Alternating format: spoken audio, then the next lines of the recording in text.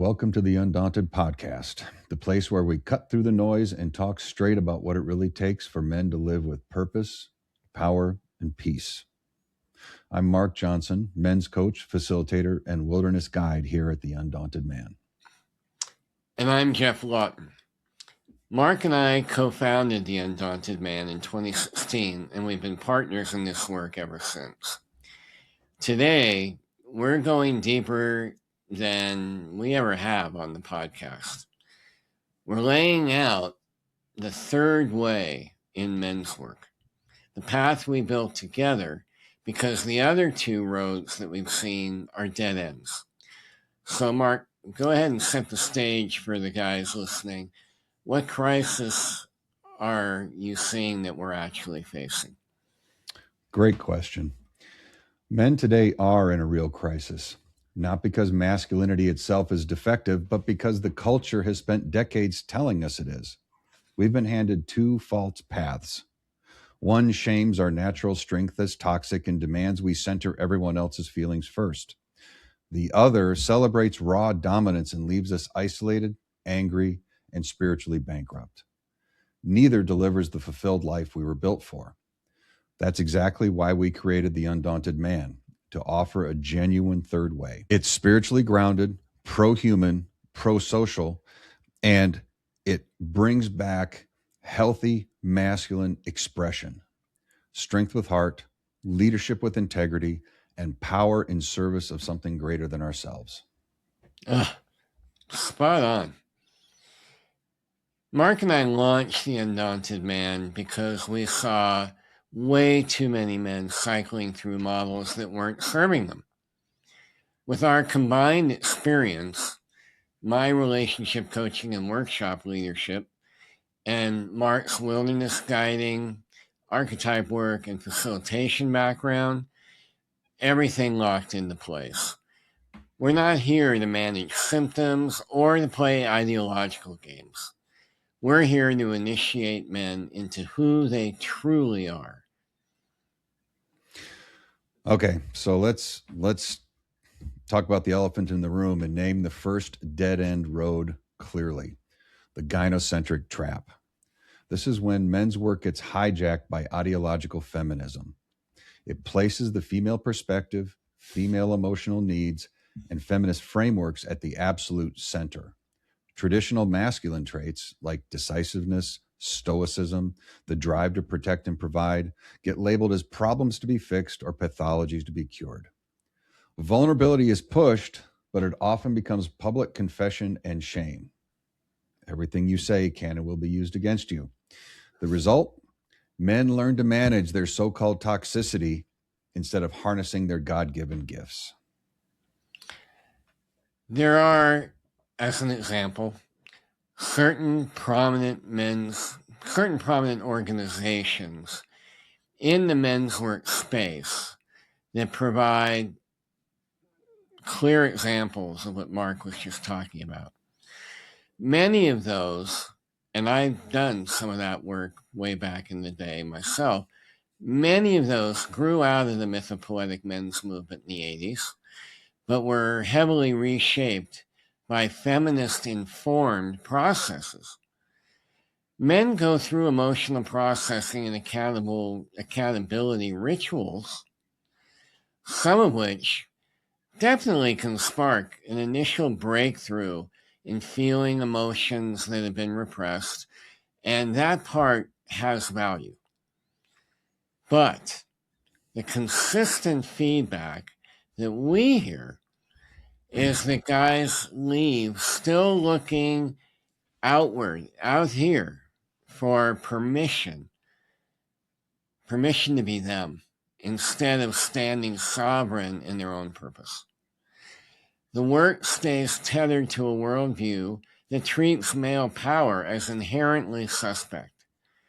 Brotherhood gets filtered through ideology, and the raw, unapologetic presence that men need with one another gets diluted.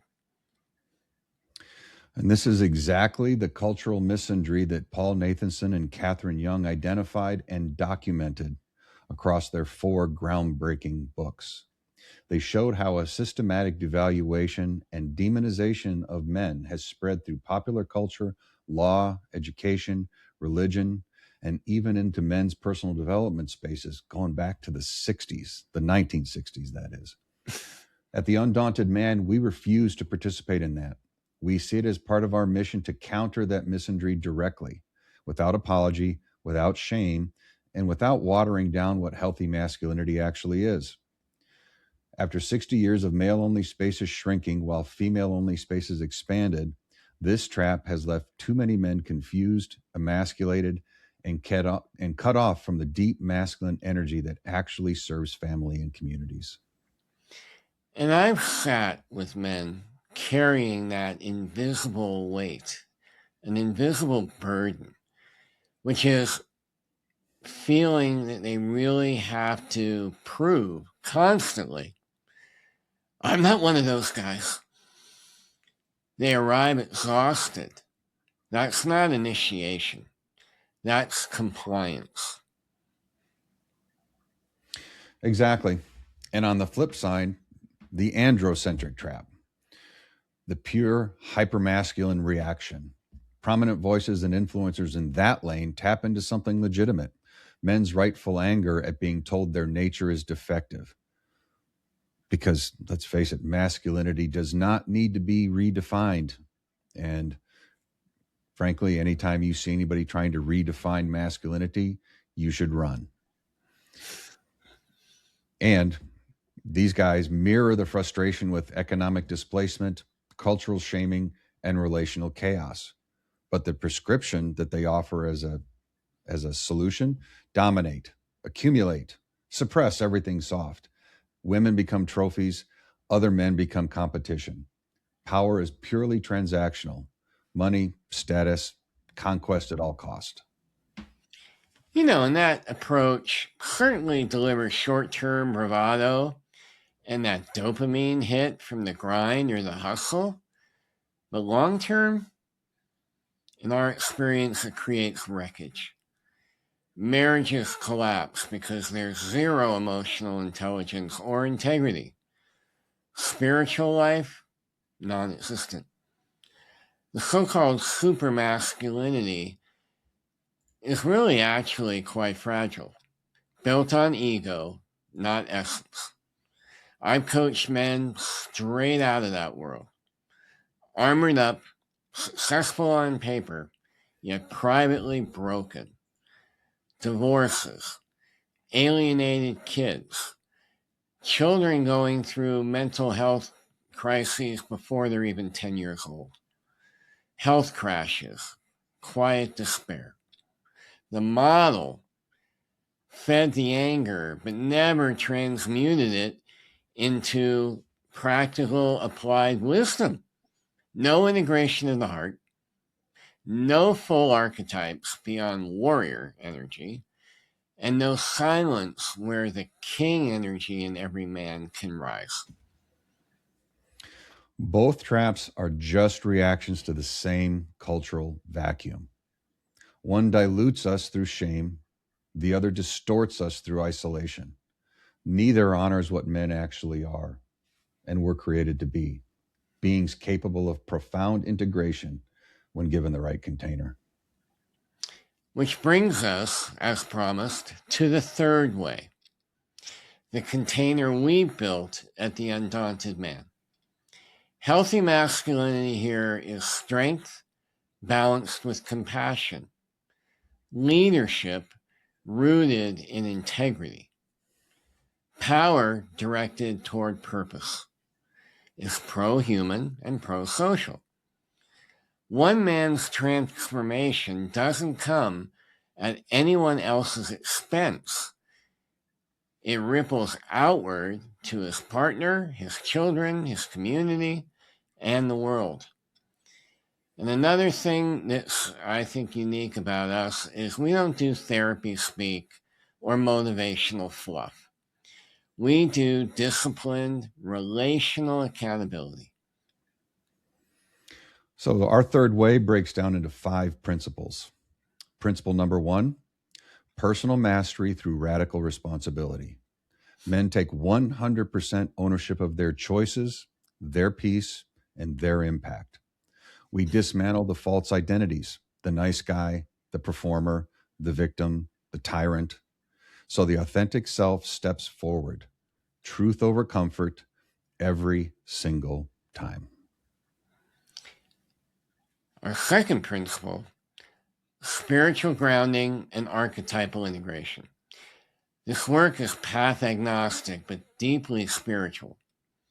We draw from Christian mystics, the Desert Fathers, Meister Eckhart, that pure I am of contemplative silence, from yogic traditions and the unchanging ground of being. And we also draw from Buddhist insights on equanimity amid emotion. In our silent summits, which are 48 to 72 hour wilderness immersions of total silence in nature, in those men meet their I am that exists before every role or label that they have adopted. We integrate the king, warrior, magician, and lover masculine archetypes not as theory, but as lived capacities, and offering mentorship in how to actually live those day to day. Emotion becomes fuel for purposeful action instead of something to just vent or suppress. And all of this serves our ultimate goal, guiding every man toward individual fulfillment and true self-actualization through deep spiritual realization combined with razor-sharp discernment. Our third principle, emotional awareness without gynocentric shame or androcentric denial. Men learn to feel deeply and communicate cleanly. Vulnerability is strength when it serves leadership and relationship, not performance for approval. We build real relational intelligence so that you can lead your home and your life with presence, not reactivity. Our fourth principle, male-only brotherhood and single-sex space, non-negotiable for us. Private coaching, group circles, retreats, all the things we offer, men only.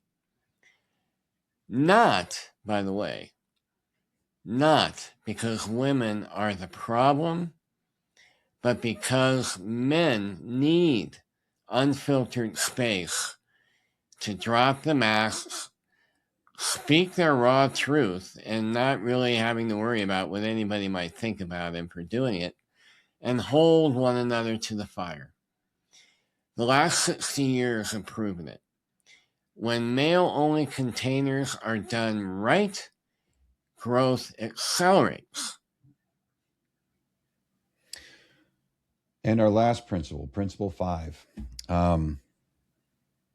we provide pro-human, pro-social leadership.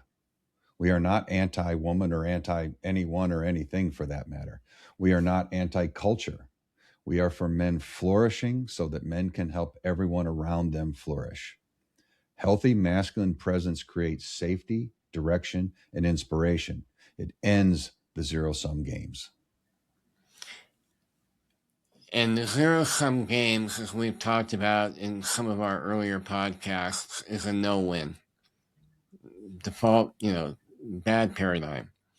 So I want to tell you our methods are practical and battle-tested. One-on-one coaching with either of us for the deepest transformation, group programs for accountability and practice, immersive retreats like our Silent Summit and Inner Compass retreat that combine wilderness silence, archetype work, and brotherhood, combined with, and this is crucially important, actual, real, practical integration support so that the changes actually stick when men go back into their daily life. We don't do simple self-help. This is initiation, and the proof is in the lives we've transformed, including our own lives. We practice everything we preach, and we've watched other men reclaim marriages that look dead, step into fatherhood with clarity and joy, build businesses aligned with real purpose, and become the kind of leaders their communities actually trust. The feedback we get says it all. Quote, Mark and Jeff's healthy masculine presence accelerated me into being a wiser husband, a skilled father, and a solid pillar in my circle, end quote. Or, quote, they helped me find my passion and build a career out of it. Now I feel lit up every day, end quote. Those aren't marketing lines, you guys. Those outcomes are the pattern when men stop managing symptoms and start living from their essence. In a world polarized between shame on one side and bravado on the other, our third way restores dignity without apology and power without destruction. It honors the hero's journey that every man is already on, the call to adventure, the descent into the unknown, the reclamation of self, and the return with gifts for the world. At its core, it delivers that ultimate goal we talked about, individual fulfillment and self-actualization through spiritual realization and discernment. So if you're tired of the old traps, if everything we've shared is resonating with you at all, if you sense there's more to you than performance or rebellion, if you're ready to live with purpose, power, and peace, step in. The work is waiting. The brotherhood is real. The transformation is yours to claim. No one's going to do it for you. You were not built for the traps. No one was. But you were built for this. Head to theundauntedman.com/meet and book a call with Jeff or me, join a group, or come to a silent summit. We'll see you inside. Thanks for listening, brothers. Stay undaunted. This has been the Undaunted Podcast. Subscribe, share with someone who you think will benefit from it, and live it. Until next time.